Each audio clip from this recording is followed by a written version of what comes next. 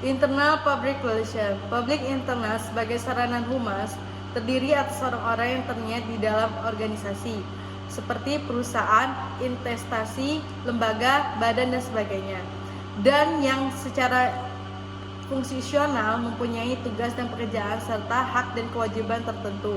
Sebagai publik internal, mereka terdiri atas kelompok-kelompok tertentu yang tidak selalu sama sejenisnya. Dalam bentuk organisasi, perusahaan misalnya publik internal meliputi publik karyawan dan publik pemegang saham.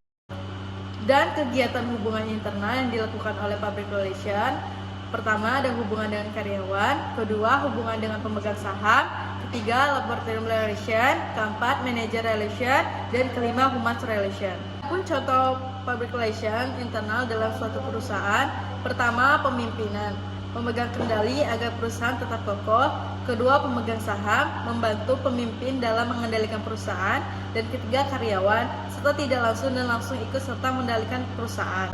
Hubungan dengan komunitas. Pembina hubungan dengan komunitas merupakan wujud kepedulian perusahaan terhadap lingkungan di sekitar perusahaan.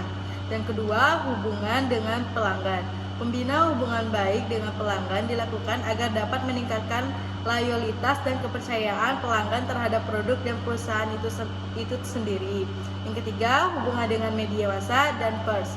Hubungan media massa dan pers merupakan sebagai alat pendukung atau media kerjasama untuk kepentingan proses publikasi dan publisitas sebagai kegiatan program pekerja untuk melancarkan aktivitas komunikasi humas dengan pihak publik.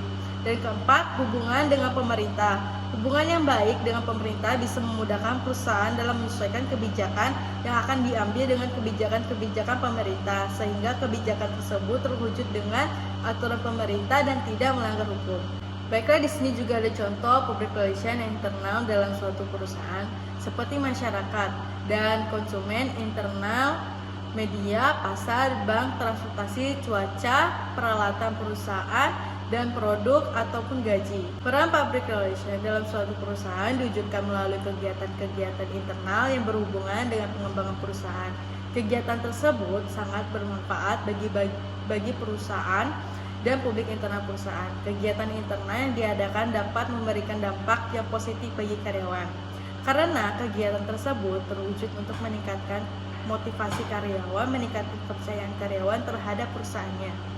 Baiklah, mungkin itu saja yang bisa saya sampaikan. Lebih dan kurangnya saya mohon maaf. Assalamualaikum warahmatullahi wabarakatuh.